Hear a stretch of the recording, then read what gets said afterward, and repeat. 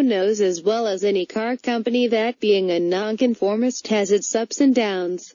Throughout its long history, despite multiple corporate ownerships, Volvo has persisted in being different. Even now, as Volvo embarks on a plan to chase global luxury leaders such as Mercedes-Benz and BMW, it's paving its own distinctly Swedish path. Different isn't always better. Volvo's new four-cylinder only engine strategy, for instance, has drawn mixed reviews from us. At least among the top-of-the-line T6 Inscription versions of the S90 sedan and the XC90 SUV that we've sampled thus far. Both of these $56,000 plus models use a 2.0-liter four-cylinder that, although turbocharged and supercharged to provide competitive performance, struggles to match the refinement and effortlessness of the competition's 6- and 8-cylinder powerplants. But the same 2.0-liter four-cylinder is more palatable when installed in lesser Volvos such as the front-wheel drive S90 T5 tested here, in this lower price range.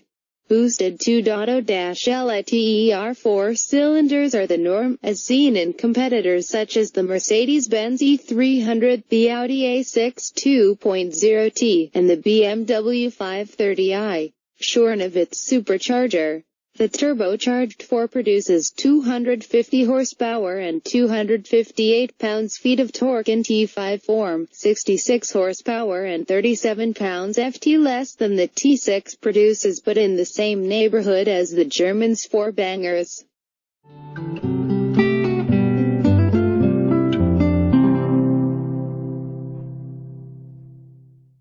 Given that this Volvo weighed 3,781 pounds, nearly 300 pounds less than both the S90 T6 FWD model and an all-wheel drive Mercedes E300 4MATIC, we expected slightly better acceleration numbers than the T5 S6.3-SECOND sprint to 60 miles per hour and 14.8-SECOND quarter-mile run at 97 miles per hour. That 0 to 60 mph lags behind the heavier, all-wheel drive Audi A6 2.0T by 0.2 second and trails the Cadillac CTS 2.0T AWD by 0.5 second.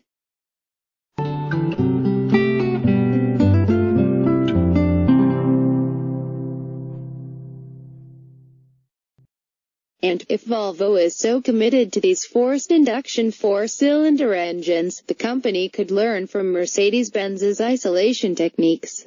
While the E300's four-cylinder is smooth to the point of being almost imperceptible, the S90's engine delivers unwanted noise, vibration, and harshness into the cabin when pushed. Although the S90 is still a quiet car, it's not as hushed as the Mercedes, recording 69 decibels of noise at a steady 70 miles per hour compared with the E300's 67 decibels.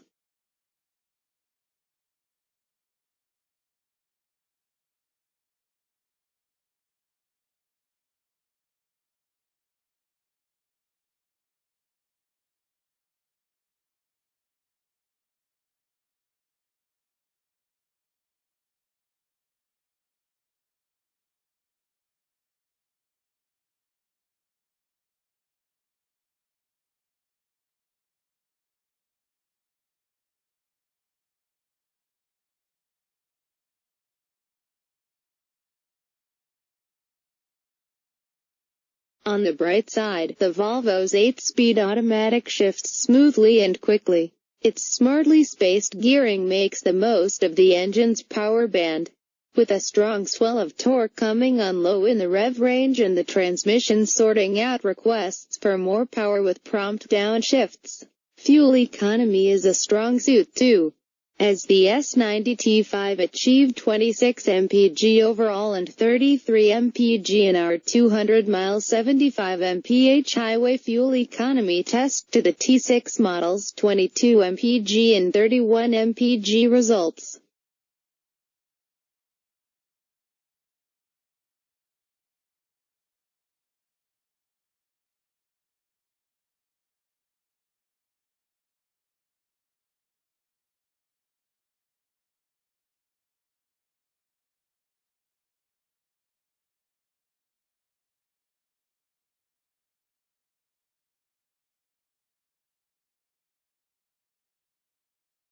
If the S90's engine provides more grunt than its acceleration performance suggests, though, the Volvo's chassis inverts that paradigm.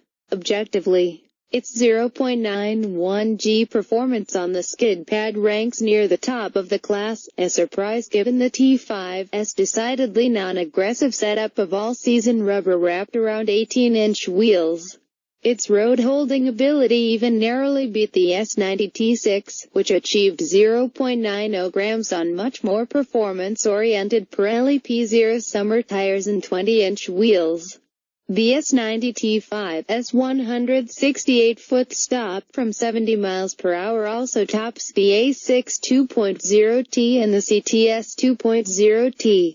Although it falls short of the S90 T6's 161-foot stop and the E300's impressive 154-foot result, the Benz's performance tires deserve most of the credit there, as was the case with the T6 model. It's the intangibles that let down the S90's chassis. The smaller wheels don't clump over bumps like the 20-inch setup did. But the T5's wheel and tire setup only serves to minimize the impression of a less-than-stout chassis rather than eliminate it. Larger impacts are not as harsh but still send reverberations through the structure, while wheel control is improved but not as buttoned down as we expect in a luxury sedan of this caliber. Heavy steering that gets even heavier in the Volvo's dynamic mode feels imprecise and does not engender confidence on a back road.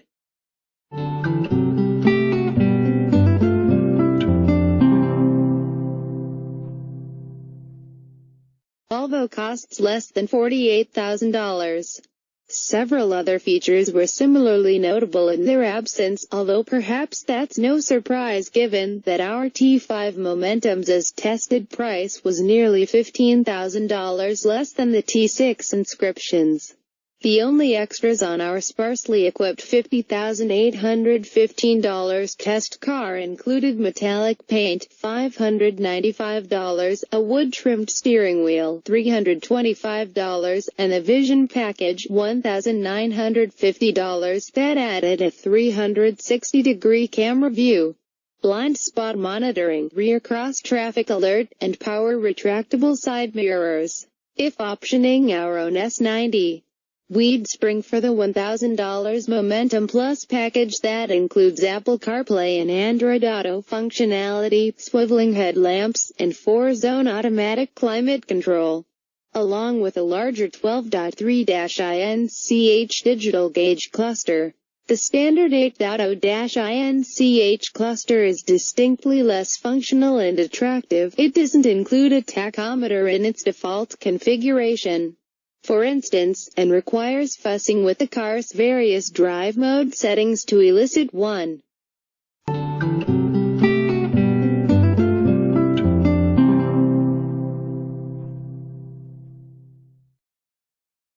It's telling of Volvo's priorities that the sophisticated pilot assist semi-autonomous system is standard on every S90. By combining features such as adaptive cruise control and lane keeping assist, this car can assume responsibility for steering and braking to essentially follow traffic and lane markings on the highway at speeds up to 80 miles per hour. The Volvo will allow you to take your hands off the wheel for only 15 seconds at a time, compared with the Mercedes-Benz E-Class that grants you a whole 60 seconds of no hands time. But you'll pay more than $10,000 extra for the E300's Drive Pilot system, which is only available packaged with myriad other add-ons. Volvo's push for self-driving technology is an admirable mission, and it jibes with the company's long-standing emphasis on safety. But the computers haven't taken over yet, and we still like to drive. If the S90 truly seeks to take the established German luxury leaders to task, it needs to raise its dynamic competence to match its distinctive and appealing design.